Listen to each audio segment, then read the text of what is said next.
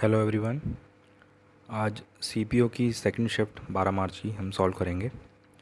तो पहला क्वेश्चन है, select the wrongly spelled word. तो आपको इसमें से एक कोई वर्ड है जो रॉन्गली स्पेल्ड है, आपको बताना है। Mysterious, laborious, courteous, religious.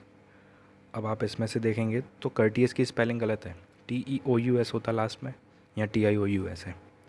ठीक है, बाकी मीनिंग सबके। लेबोरियस मतलब बहुत ही हार्ड वर्किंग, कुछ ऐसा कुछ काम जिसमें बहुत मेहनत लगे, वो लेबोरियस हो गया। कर्टियस काफ़ी रिस्पेक्टफुल तरीके से हो गया। रिलीजियस आपको बताइए, मिस्टीरियस बताइए। ठीक है, नेक्स्ट क्वेश्चन। आपको फिर से रॉन्गली स्पेल्ड वर्ड बताना है। तो ग्रूवी, ग्रूम, ग्रूगी, ग्रिटी, आपको सबकी मीनिंग बताना है। तो आप देखेंगे इसमें जो सबसे पहले ग्रूम का मीनिंग जानते हैं। ग्रूम का आपने सुना भी होगा कि कोई मेकओवर करता है, कोई कुछ करता है तो कहते हैं groom, groom your body, groom your beard, groom your hair style. समझ रहे? यानी कुछ क्लीन मेंटेन करना किसी चीज़ को। और दूसरा वर्ड है ग्रोगी। उसका मतलब होता है कुछ, कोई बहुत ही वीक हो जाना, किसी इलनेस की वजह से या किसी भी रीज़न की वजह से काफ़ी वीक हो जाना। और ग्रिटी का मतलब होता है काफ़ी फर्म, बहुत ही करेजियस या फर्म डिसीजन लेने वाला व्यक्ति होता है, तो ग्रिटी पर्सनैलिटी हो गया। इसी तरीके से करेज और फर्मनेस के लिए ग्रिटी वर्ड का यूज़ करते हैं। जो ग्रूवी होता है वो होता है काफ़ी इम्प्रेसिव, मीन टू से काफ़ी फैशनेबल और अट्रैक्टिव किस्म का व्यक्ति, तो ग्रूवी पर्सनैलिटी। ठीक है, नेक्स्ट क्वेश्चन। तो ग्रूवी की स्पेलिंग गलत है, आप देखेंगे इसमें ग्रूवी की स्पेलिंग गलत है, ई नहीं आएगा लास्ट में ना। तो नेक्स्ट वर्ड है एक्स्ट्रावेगेंट। एक्स्ट्रावेगेंट का मतलब होता है बहुत ही खर्चीला। तो आप देखेंगे वेस्टफुल, तो काफ़ी सिनोनिम हो गया इसका। तो आप इसमें से देखेंगे तो थ्रिफ्टी यानी कंजूस, कंजूस ही इसका एंटोनिम होगा। तो इसका आंसर हो गया option A, thrifty. Next question देखते हैं। रॉन्गली स्पेल्ड वर्ड बताना है। तो ब्लिज़ार्ड, बिटर, बिविज्ड, बिज़ार। अब देखो, स्पेलिंग अगर आपको सही करनी है तो आपको वोकेबलरी आपकी अच्छी होनी चाहिए। ऐसा कोई शॉर्टकट और कोई ऐसा सब्स्टिट्यूट नहीं है कि हम ये कर लेंगे तो हमारी स्पेलिंग सही हो जाएगी। हाँ, कुछ सेट ऑफ रूल्स हैं, आप वो कर सकते हैं, लेकिन फिर भी अगर लॉन्ग टर्म में आप देखा जाए तो अगर स्पेलिंग सही करनी है तो आपको वोकेबलरी पे ज़्यादा अच्छी कमांड करनी पड़ेगी। तो आपको जैसे अगर ब्लिज़ार्ड का मीनिंग पता होगा तो आप चांसेस है कि वो सही कर दे, वरना इसमें काफ़ी मिस्टेक होने की चांसेस बहुत ज़्यादा रहते हैं। तो जैसे ब्लिज़ार्ड है, ब्लिज़ार्ड का मतलब क्या होता है, बहुत ही स्टॉर्म आना, यानी एक ऐसा बर्फ़ीला तूफ़ान। बेसिकली बर्फ़ीले तूफ़ान को ब्लिज़ार्ड कहते हैं। बिटर यानी काफ़ी कड़वा होना। बेविज्ड यानी आप बहुत कहते हैं ना, जिस किसी की पर्सनैलिटी इतनी अच्छी है वो बेविज्ड कर लेती है, यानी कि मोहित कर लेती है।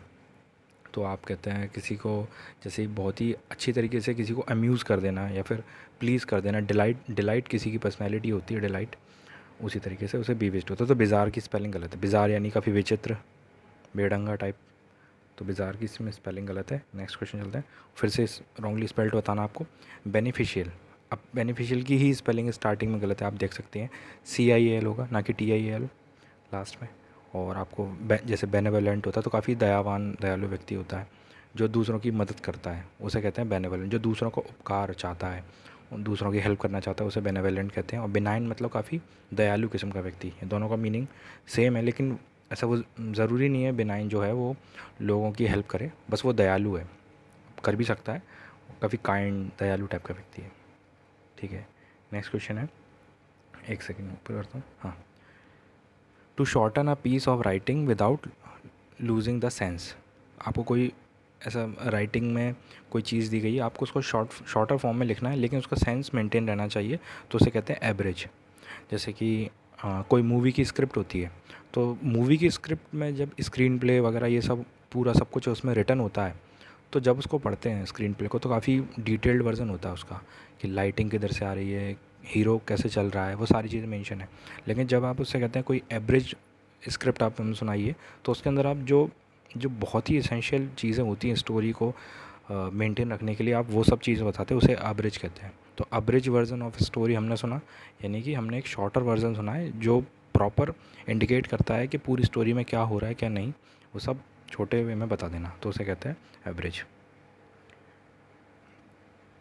He will pass the driving test if he tries hard enough.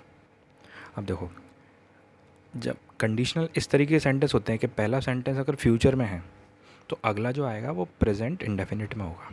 अब देखते हैं क्या हमारे सेंटेंस में ऐसा है, he will pass the driving test if conditional sentence है। इफ़ यानी पहला क्लॉज अगर फ्यूचर में, दूसरा प्रेजेंट कंटिन्यूस में होना चाहिए, तो ही ट्राइज हार्ड इनफ, ठीक है, ये तो प्रेजेंट इंडेफिनिट में ही है, यानी ये सेंटेंस में कोई भी इंप्रूवमेंट की आवश्यकता नहीं है। कुछ चतुर चालाक बच्चे होंगे, काफ़ी इंप्रूवमेंट लाने ट्राई करेंगे, समय वेस्ट करेंगे, तो इसीलिए आपको रूल्स जितने भी उस पर स्टिक होना चाहिए। बाकी आपकी प्रैक्टिस और जितनी अच्छी आप रीडिंग करते हैं, जितना ज़्यादा पढ़ते हैं, समझते हैं, इंग्लिश को भाषा की तरह ट्रीट करते हैं, तो आपको धीरे धीरे समझ में आ जाएगा कि किस तरीके से हम बिना ज़्यादा रूल की जानकारी के भी हम सेंटेंस सही लगा सकते हैं। आप जितना रीडिंग करेंगे उससे आप समझ पाएंगे। तो यही था कि पहला अगर क्लॉज अगर फ्यूचर में है तो दूसरा प्रेजेंट इंडेफिनिट में होगा, जो कि ये है, इसलिए नो इम्प्रूवमेंट। नेक्स्ट क्वेश्चन चलते हैं। कमेंडेबल, आपने सुना होगा कोई क्रिकेट खेलते हैं, कुछ करते हैं तो कहते हैं commendable performance by Virat Kohli, Mahendra Singh Dhoni. तो उसका मतलब क्या होता है, काफ़ी प्रेस वर्दी उन्होंने काम किया है, काफ़ी इसकी तारीफ़ की जानी चाहिए, और तारीफ़ की जाती है तो उसे कमेंडेबल जॉब कहते हैं, कमेंडेबल काम कहते हैं। तो प्रेस वर्दी हो गया, इसका सिनोनिम बताना था। Next question, he was surprise at me refusing his offer. अब आप देखेंगे ये इसमें मिस्टेक क्या है, तो मिस्टेक है एट मी रिफ्यूज़िंग की जगह कुछ और आएगा। क्या आएगा, एट माई रिफ्यूज़िंग, यहाँ पर ऑब्जेक्ट का फॉर्म आएगा, यानी मी जो आ रहा है सब्जेक्टिव वो नहीं आएगा, यहाँ ऑब्जेक्टिव एक ऑब्जेक्ट आएगा, यहाँ पर ऑब्जेक्ट का रिप्लेसमेंट होगा मी से, यानी at my refusing his offer. He was surprise at my refusing his offer, ठीक है। नेक्स्ट क्वेश्चन, अब मोरोज़, अब एंटोनिम बताना है। मोरोज़ का मतलब ही काफ़ी दुखी टाइप की चीज़ हो गई, काफ़ी बहुत सैड है कुछ है, तो उसका आपको देखना पड़ेगा, कुछ भी ऐसा कुछ चीयरफुल टाइप का मिले। हाँ देखो, ऑप्शन बी चीयरफुल जो इसका एंटोनिम हो जाएगा, ठीक है। हॉस्टाइल यानी काफ़ी एनिमिटी, गौती, यानी एक गलत टाइप की फीलिंग रखना, दोस्ती ना होना, अनफ्रेंडली वे होना, फीलिंग होना, उसे हॉस्टाइल कहते हैं। तो उसका अगर हम एंटोनिम देखेंगे तो फ्रेंडली, ठीक है। एंटोनिम बताना था। A place where coins are made, अब ये डायरेक्ट आपको याद करने की चीज़ है, एक बार पढ़ लीजिए, याद कर लीजिए, अब ये हमेशा क्वेश्चन रिपीट होता रहेगा, आप आंसर लगा देना। जहाँ पर सिक्के बनाए जाते हैं उसे मिंट कहते हैं, बात ख़त्म।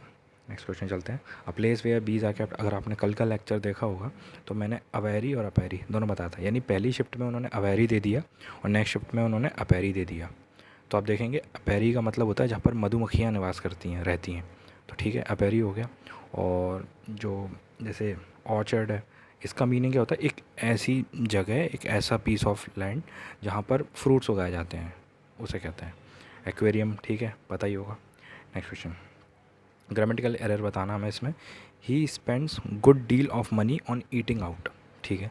अब आपको क्या लगता है इसमें एरर किधर होगा, आप देखेंगे कि स्पेंड्स गुड डील, ये नहीं, ये एक फ्रेज़ है, और फ्रेज़ का प्रॉपर यूज़ उस पूरी फ्रेज़ को लिख के ही होगा। अगर आप उसमें से कुछ भी, अगर आप कुछ भी हटा देते हैं, कोई प्रपोजिशन हटा देते, कुछ भी चीज़ हटा देते हैं, तो उसका वो सेंस नहीं निकलेगा। अब गुड डील का सेंस यहाँ पर नहीं है, यहाँ पर जो फ्रेजल, वो पूरा एक फ्रेजल सेंटेंस है, वो है he spends a good deal. A good deal, good deal का मीनिंग होता है किसी चीज़ पर ज़्यादा कुछ खर्च कर दिया इसने, जैसे इस सेंटेंस के अकॉर्डिंग देखें, he spends a good deal of money on eating out, यानी उसने काफ़ी ज़्यादा पैसा खर्च किया है उस पर खाने पर, ठीक है, बाहर खाने पर, ठीक है। एफ्लुएंट का मतलब होता है काफ़ी वेल्दी होना, बहुत पैसा होना किसी के पास, तो उसका सिनोनिम डायरेक्ट आप देख सकते हैं, वेल्दी हो गया, बहुत पैसा होना, ठीक है। The man who seen the accident to occur telephone the police, ठीक है। सेंटेंस या पास्ट में है, अगर सेंटेंस पास्ट में है तो आपको क्या करना पड़ेगा, वो पूरा सेंटेंस फिर से पास में ले आना, यानी पास्ट परफेक्ट में ले जाना पड़ेगा, क्योंकि वो टेलीफोन कर चुका है, यानी उससे पहले ही घटना ऑलरेडी हो चुकी है। तो आप देखेंगे कौन सा ऑप्शन है जो आपको पास्ट परफेक्ट के स्ट्रक्चर को दिखाता है। Option B, had seen the accident occur, ठीक है। तो ठीक है, ये सब रीडिंग से होगा, आप जितना रीडिंग करेंगे उतना आपको समझ में आएगा कहाँ मिस्टेक है कहाँ नहीं है, ठीक है। Next, his new job is connected developing software for teaching, connected from ना, हमको क्या दिखाना है, ऐसा कुछ दिखाना है जो कनेक्शन के लिए, ऐसा कुछ वर्ड देखना है जो कनेक्शन को इंडिकेट करता हो। तो कनेक्शन को इंडिकेट करने के लिए हमारे पास वर्ड है with, his new job is connected with developing, ठीक है, यानी ये कनेक्शन इंडिकेट कर रहा है, वो ऑप्शन डी ही कर रहा है। Mister Sharma may be late but I am sure mister Kapoor dash dash dash भी। अब देखो, पहला है शुड, दूसरा है वुड। अब आप देखेंगे ये जो सेंटेंस है इसको पढ़ेंगे तो ये फ्यूचर इंडिकेट कर रहा है, और शुड और वुड ये सब पास्ट के लिए हो गए, तो वो पास्ट इंडिकेट कर रहे हैं, तो वो शुड और वुड तो सबसे पहले हो ही नहीं सकते। कांट तो हो ही नहीं सकता। कांट क्यों नहीं हो सकता? जब वो पहला वाला वो उसका कहने आप मीनिंग देखेंगे, शर्मा जी लेट हो सकते हैं, लेकिन जो कपूर साहब हैं वो कतई लेट नहीं होंगे, इनके कहने का मायने ही है। तो कतई लेट ही नहीं होंगे, तो उसके लिए आप वोंट यूज़ लगाएंगे। ठीक है। बॉन्डेज। बॉन्डेज का मतलब होता है स्लेवरी, किसी को गुलाम बना के रख लेना। तो आप देखेंगे उसका एंटोनिम बता दो, लिबर्टी यानी आज़ादी। ठीक है। एक्सोनरेट कह सकते हैं आप, वो भी बंधन मुक्त होता है उसका मीनिंग। ठीक है। A person who compiles dictionaries. अब देखते हैं, सबसे पहले आप देखते हैं कोरियोग्राफर। ठीक है। झलक दिखला जा, वो सब डांस वांस करते रहेंगे, वो कोरियोग्राफर हो गए। कैलीग्राफर यानी कि बहुत ही सुंदर हैंड राइटिंग किसी की होना, काफ़ी कुछ अच्छी हैंड राइटिंग में किसी चीज़ को लिख देना, उसे कैलीग्राफी कहते हैं। और वो जो व्यक्ति जो लिखेगा उसे अच्छी हैंड राइटिंग लिखेगा, उसे कैलीग्राफर कहते हैं। कार्टोग्राफर होता है जो मैप बनाता है। ठीक है। तो लेक्सीग्राफर बचा, और उसी का मीनिंग होता है जो डिक्शनरीज़ को कंपाइल करता है। ठीक है। काफ़ी ये रिपीटेड क्वेश्चन आए हुए हैं इसमें, तो आप इसको याद कर लेंगे तो ज़्यादा अच्छा रहेगा। जैसे मिंट हो गया, ये हो गया, इस तरीके से शब्द। ठीक है। Next week I dash dash dash visiting my friend and staying with him for a day. ठीक है।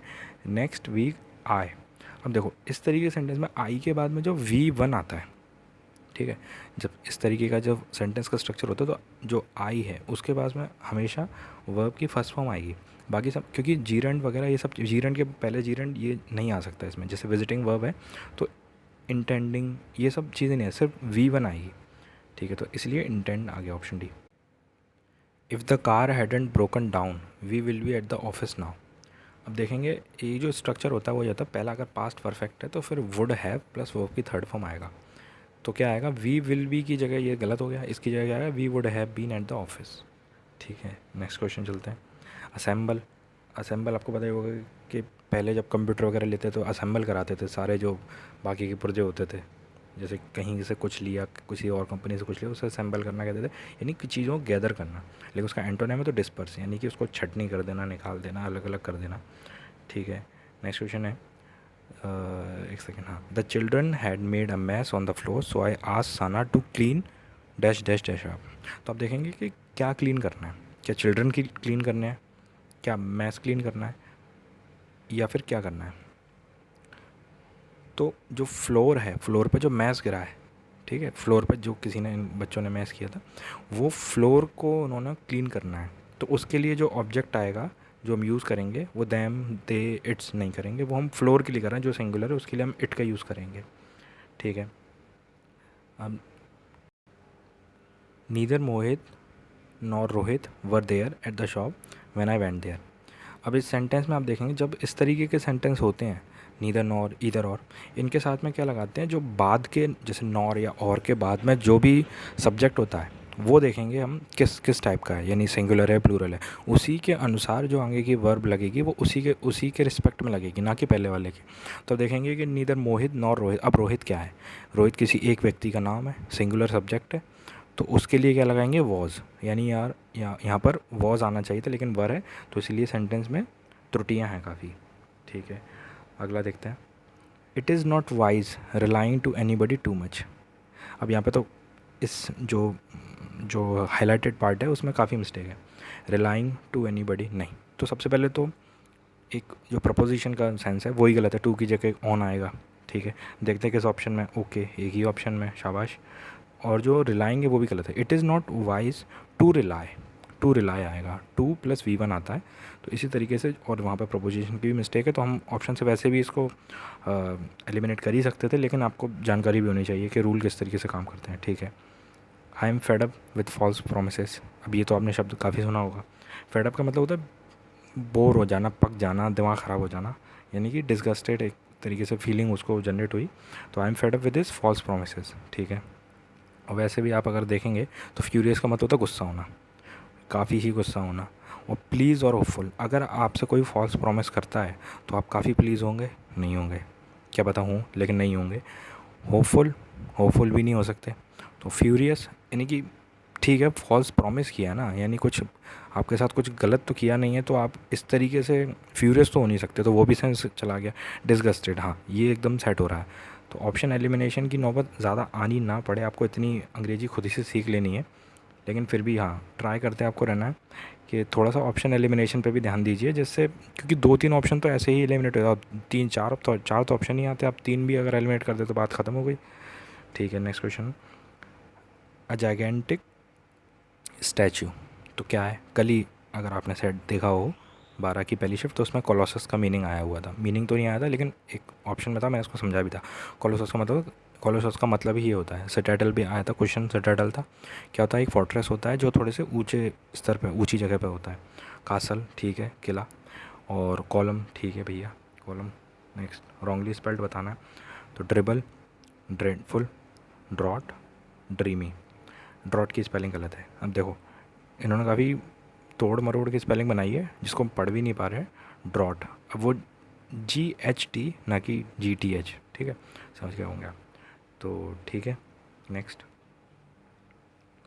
लेट्स होप दे विल बरी द हैचेट। बरी द हैचेट का मतलब होता है पास्ट की दुश्मनियों को भुला देना और गले मिल के दोस्ती वोस्ती एकदम कर लेना, उसको कहते हैं बरी द हैचेट। तो फॉरगेट द पास्ट क्वारल, झगड़े भुला देना। फ़ाइन, अब फ़ाइन का मतलब होता है बहाने मारना, ठीक है।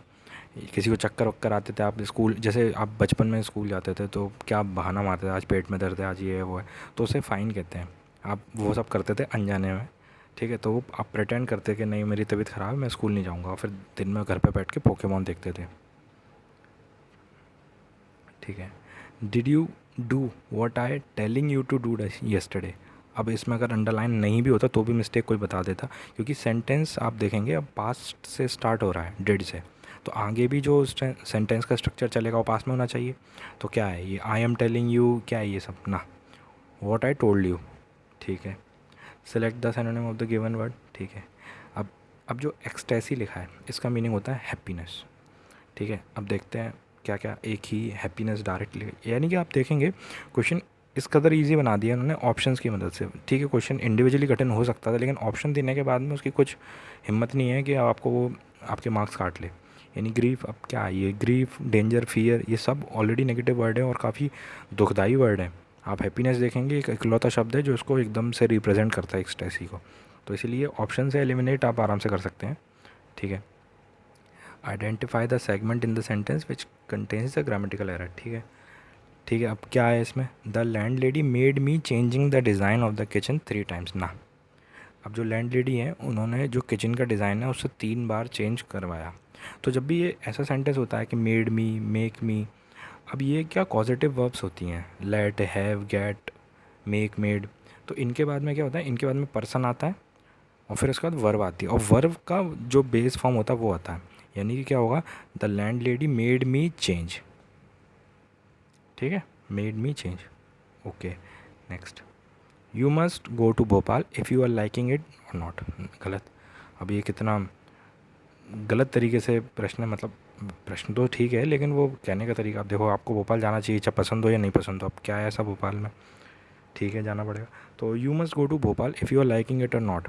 अब जब भी ऐसा सेंटेंस होता है तो आप इसमें एक गौर करने वाली बात है कि इसमें और आ गया, ठीक है, यानी ये तो वो ऐसा वाला, जब भी और आ जाता है तो इफ़ की जो इफ़ भी कंडीशन दिखा सकता है, लेकिन जब और आ जाता है तो वेदर लगाते हैं, ठीक है।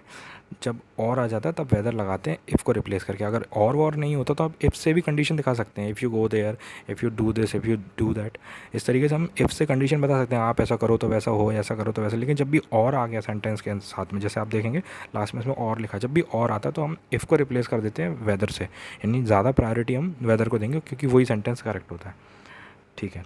नेक्स्ट प्रश्न, अब हाँ आपको सिनोनिम बताना है डेम का। अब डेम क्या होता है पहले मैं आपको बताता हूँ।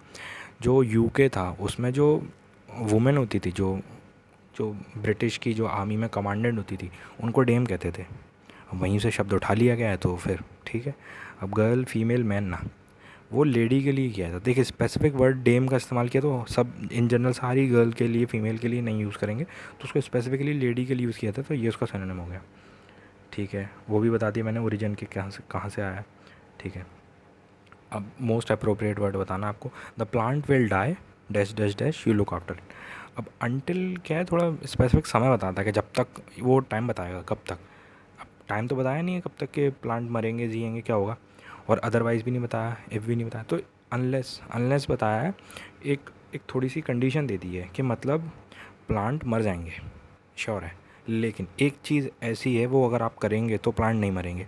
तो वो जो वन एक्सेप्शन दिया गया है वो अनलेस को इंडिकेट करता है, यानी अनलेस उसे इंडिकेट करता है। तो प्लांट मर जाएंगे, लेकिन अगर आप, समझ रहे हो, अगर आप क्या करेंगे, उसको पानी देते रहेंगे तो प्लांट नहीं मरेंगे। ठीक है, ओके। गेटिंग, हाँ ठीक है, getting the full bright scholarship at the young age is a feather in his cap. इसका सीधा सीधा मतलब होता है काफ़ी कुछ भयंकर अकम्पलिशमेंट एकदम से अचीव कर लेना, उसे कहते हैं, और उस पर आप प्राउड भी फील करते हैं। ठीक है, जैसे धोनी शतक मारता जाता तो वो ही added another feather into his cap, in his cap. तो इसी तरीके से इसका क्या होता है, accomplishment to be proud of. ठीक है, if you go for this training it will be beneficial to you in the long run. अब लॉन्ग रन का मतलब होता है इवेंचुअली। ठीक है, यानी कि आपको काफ़ी समय बाद, मतलब काफ़ी समय के लिए वो चीज़ ये मिलेगी, उसे कहते हैं इवेंचुअली, यानी after a long period of time आपको वो मिल ही जाएगी। इस तरीके से एक अफर्मेशन दिखाता है। ठीक है, और इंटरमिटेंटली मतलब रुक रुक के ऐसा होता है। इंटरमिटेंट डाइट सुना होगा आपने, तो उसमें क्या होता है, कुछ खाना कभी रुक जाना, इस तरीके से रुक रुक के चीज़ें हो ना, उसे वो कहते हैं। The cost of living has increased so much that many people find it difficult to make both ends meet. एक ये डायरेक्ट से ईडियम कह सकते हैं, ईडियम है, ईडियम ही है, और उसका मीनिंग होता है to earn enough to survive, यानी कि to make both ends meet mean होता है earn earn enough to survive. ठीक है।